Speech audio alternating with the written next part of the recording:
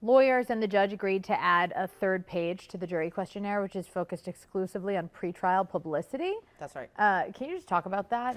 Well, it's unusual because this is everything's unusual really about this case, as you know. But what it's really targeting is what we were just talking about. Are you on Twitter following it? Are you watching the trial? Are you paying attention to, have you been to any of the standouts for Free Karen Read? Have you been following, the federal court appeals, the SJC, things like that? Have you been paying attention to this case? And has any of that affected you? Have you been engaged in Facebook groups, whether you're on social media, things like that? Because what they want to make sure, both sides, the concern, I think, from both the defense and the Commonwealth is that you have somebody who sneaks onto the jury who is paying attention to the case. That was going to be my next question. How can they even determine if somebody is intentionally trying to get onto the jury? It's difficult. And, I think that ultimately we have to trust the process. And what we're saying to citizens of the Commonwealth of Massachusetts is that you're coming to court, you're swearing under oath that these are the answers you're giving. If you say you don't know anything about it, that you haven't been engaged in, any activity or any support of one side or the other, we're essentially taking their word for it. Now, the Commonwealth did request the court allow, and it's likely to be allowed if it hasn't been already, to what's called query the jurors, which means that they run their records. I wouldn't be surprised if both sides were doing a little, sort of secondary research, looking at the names, seeing if there was any involvement in any, groups or things like that. But ultimately, we have to take people's word for it. I do think that when you're in court with the juror questionnaire in front of you, there is a little bit of, I would hope that there's some hesitation on the part of some people that if you're going to, you really have to lie on a juror questionnaire, right, essentially, if you're going to try to sneak on the jury. So the goal is to make sure that for the Commonwealth doesn't want any Free Karen Read people on the jury, the defense doesn't want any people who have already concluded that Karen Read's guilty, and the question is, can we keep both of those kinds of people off the jury? Right. I'm going to switch a little bit to just two of the biggest questions I've gotten ahead of the second trial are, one, why is it still in Norfolk County? And why are we still picking a Norfolk County jury? And two, why is the same judge presiding over it? So can you speak to those? So the first is there has been no request to change the venue. Generally, that happens from one of the parties. The defense definitely does not want to change the venue. They want to make sure it's in Norfolk County with Norfolk County jurors, because this is where it's happening. All of the, the Canton Police Department, the state police, everything has happened in Norfolk County. So they actually, from the defense perspective, it's more favorable to them to keep it there. The Commonwealth also hasn't asked for a change of venue. Now, sometimes what they do is they bring jurors. They'll keep the case in Norfolk County, but they would bust jurors in from, say, Worcester County or Camden County. They did that in Emmanuel Lopes. They bust in jurors. Right, yeah. And so they could do that, but again, nobody has motioned to the court for that, so it's not something that generally the court will do sua sponte on their own. And so I think really, if there is any, if you think about a jury of your peers, these really are Karen Read's peers. The incident happened in Norfolk County, the trial is going to happen in Norfolk County, and we're going to have Norfolk County jurors. So I think that's why there has been no request to move it. Relative to Judge Cannone still being on the case, it's not uncommon for judges to retain jurisdiction over cases, particularly ones that are very involved, not only with the public association and perception of the case, but also that there's a lot of legal issues.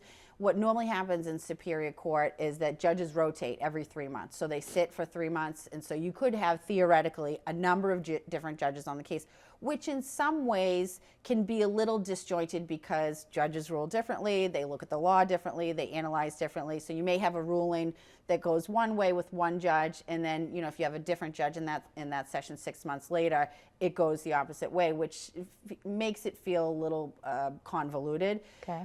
When you have, similar to the Lindsay Clancy case, there was a judge who just retained jurisdiction in that case. They want to essentially keep it all in-house. So Judge Cannone handled she handled the vast majority of the pretrial litigation. She handled the first trial. She handled the post-trial motions.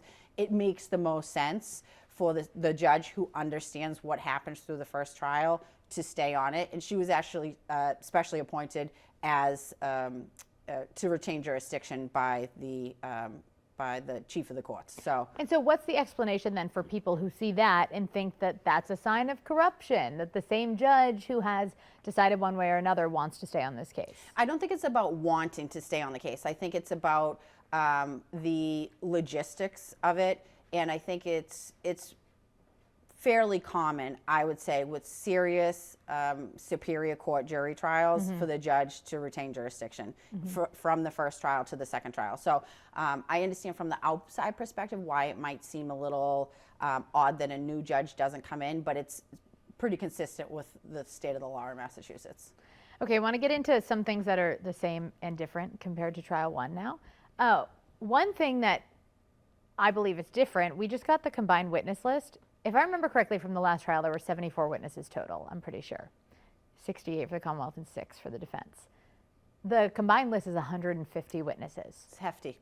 That is huge. It's huge. And can you talk about that witness list and as well as the anticipated length of this trial? I mean, I think early on people thought this trial would be shorter. I think that, again, this is what the witness list is, proposed witnesses. So as we saw with trial number one, not everybody who was on the witness list ends up being called.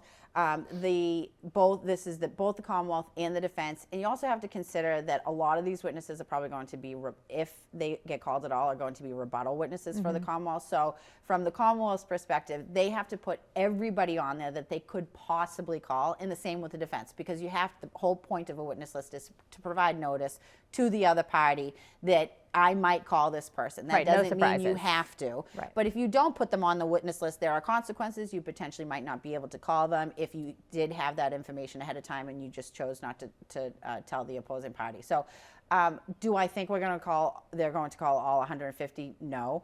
But I do think there are going to be quite a few witnesses. There was a motion filed I think it was in the pretrial memorandum relative to proposed stipulations from the Commonwealth. That can alleviate some of the need for live witnesses, but that depends on whether the parties can come to agreements about what evidence can come in, what can they stipulate to, or do we need to have a live witness. I would anticipate that this trial is going to take just as long as the first. I think we will probably be here through June.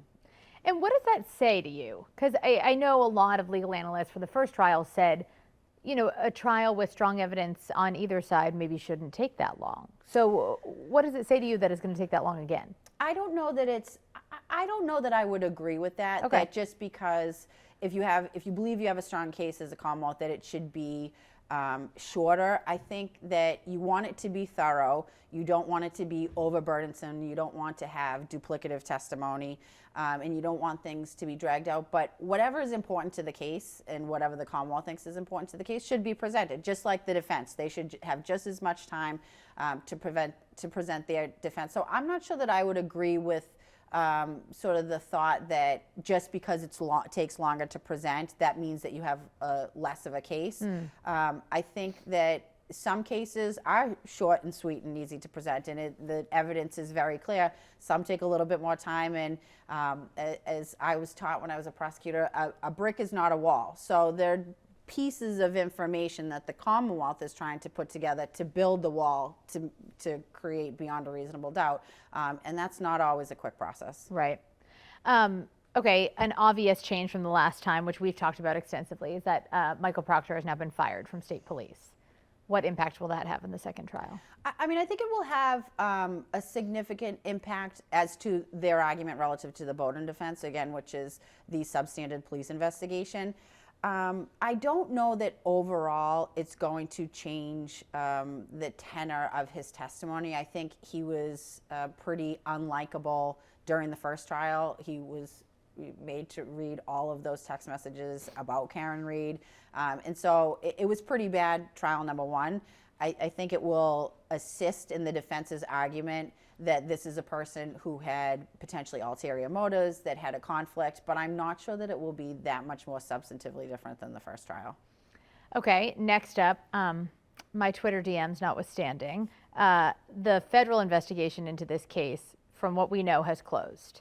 Correct. And it was kind of this like looming imaginary figure over the last trial. You know, a lot of talk about this third party grand jury and a third party hiring people.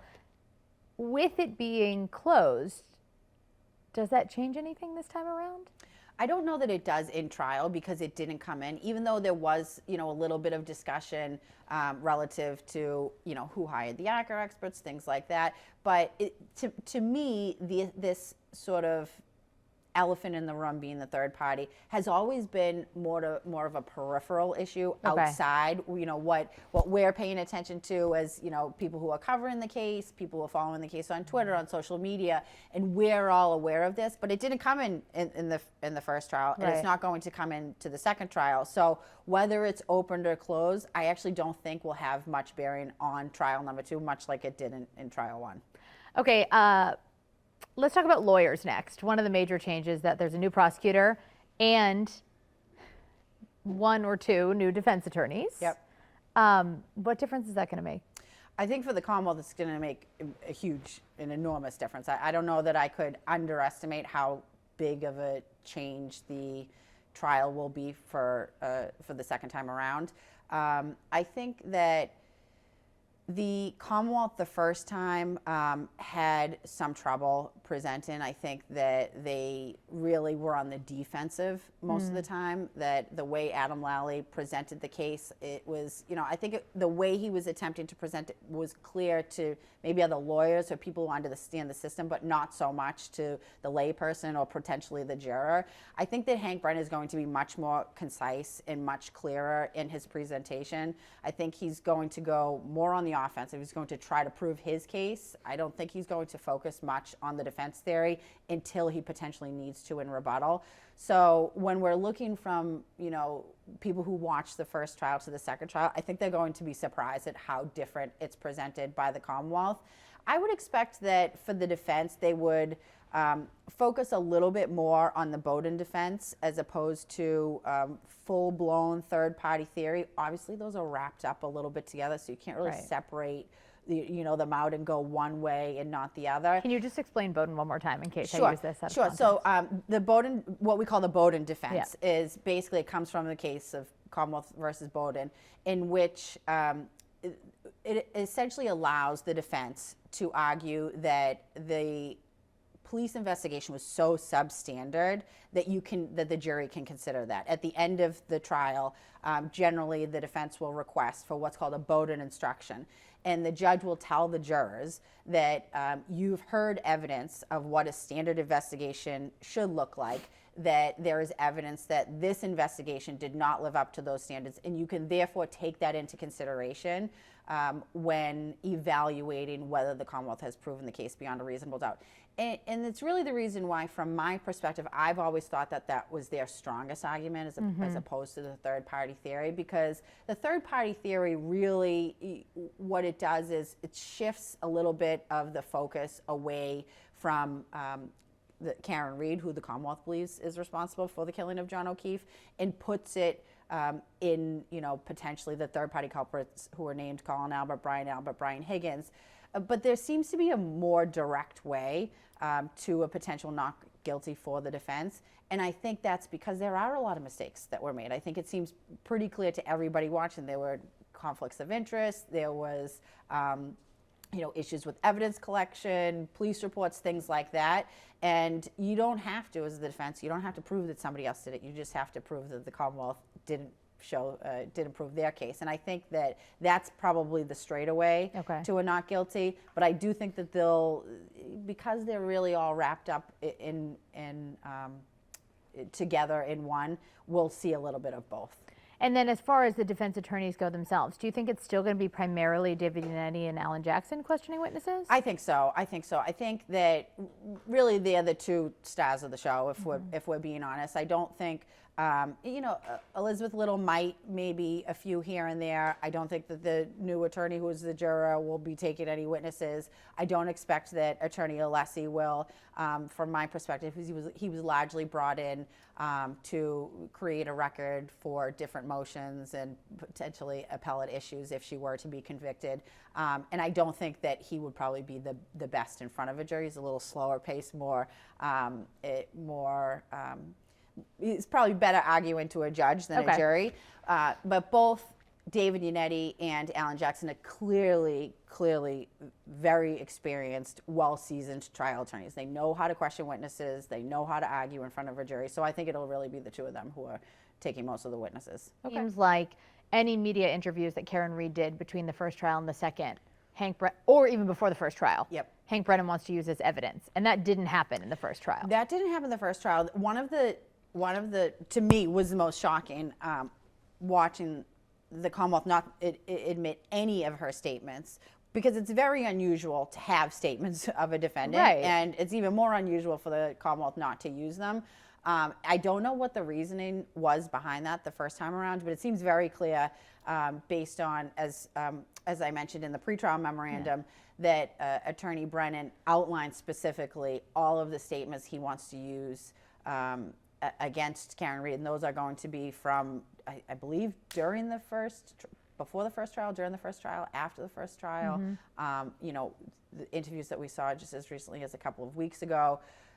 So he's going to be using everything she has said to try to prove the case against her. And generally speaking, statements of a defendant, even if they were out of court, would be allowed. That's correct, because normally any out-of-court statement, had to prove the truth of the matter of asserted, is hearsay, but as we all know, there's lots of exceptions, and one of the exceptions is statements of the defendant. So basically, you know, a lot of people think anything you say can and will be used against you. They sort of relate that just to when police are interrogating you, or if it's, you know, in a courtroom under oath. It's not. It's anything you say to any reporter, to any witness, to any civilian. Those statements can be used against you, and they're relative to this case. That, you know, she has talked specifically about her perception of what happened that night, and the Commonwealth is going to try to use those as essentially inconsistent statements, that her story from her first interview on January 29th and continuing interviews has changed almost each time, and they're going to use that to show that she has not consistently maintained the same story. I thought of one other change that occurred to me, which is that Chloe, the German Shepherd, is alive. It might play a bigger role in this trial, maybe. You know, she was brought up and there was all dog bite testimony in the first trial, but now there's, I think, 3, maybe more dog bite witnesses on the joint list. And the Commonwealth says they found Chloe and took molds of her teeth. And so do you think that's going to be like a bigger chapter of this trial? I don't. We might talk about it a little bit more, you know, because we'll have Dr. Russell, then we have the Commonwealth's expert, who is an expert in, you know, dog aggression, dog bites, those kinds of things, and the judge has allowed all of that testimony to come in. I think it will play the fact that the Commonwealth has taken the position that they located Chloe. There has been no objection or refutation of that fact in court by the defense, so I assume they believe it's Chloe as well, and that there have been impressions taken, things like that. I do think it will be interesting relative to cross-examination potentially of some of the witnesses, because Dr. Russell talked about that if, you know, she had the opportunity, she could have, you know, done A, B, and C, and then when presented with the opportunity, didn't take that. So it may assist in sort of getting a little bit deeper into the testimony when both Dr. Russell and the Commonwealth's expert are on. But I don't think we'll see Chloe, you know, prancing in or anything like that. Right. Chloe's not going to be a witness at trial. I don't think so. That would be a first, I think. A German Shepherd on the stand. Be interesting.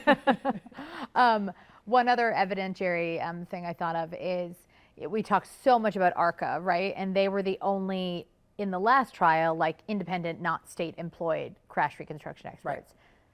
The Commonwealth has now hired a crash reconstruction expert as well. Right. What does that mean for the state troopers who did crash reconstruction? Do you think they're going to call this independent guy instead? Well, it's interesting to see whether they'll call both or not. They may call the state police just to set like a very base foundational sort of walkthrough of what happened. And then instead of getting into the specifics with Trooper Paul, I mean, what happened last time is that Trooper Paul really testified beyond the scope of his knowledge and capabilities. And because he clearly was somebody who was anxious on the stand, was nervous. You have a seasoned attorney like Attorney Jackson. It was a problem for the Commonwealth. It really did not present well. And so they know that. And this is what happens when you get the second chance to try somebody again, is that you call additional witnesses to explain that evidence a little bit better. So you may have somebody from the state police, Drew Paul or somebody else, testify to just kind of the basics of procedurally what happened when the vehicle came in, some tests they did, and then use the aperture expert to really get into the details of what the Commonwealth was attempting to show the first time and was unable to through Trooper Paul.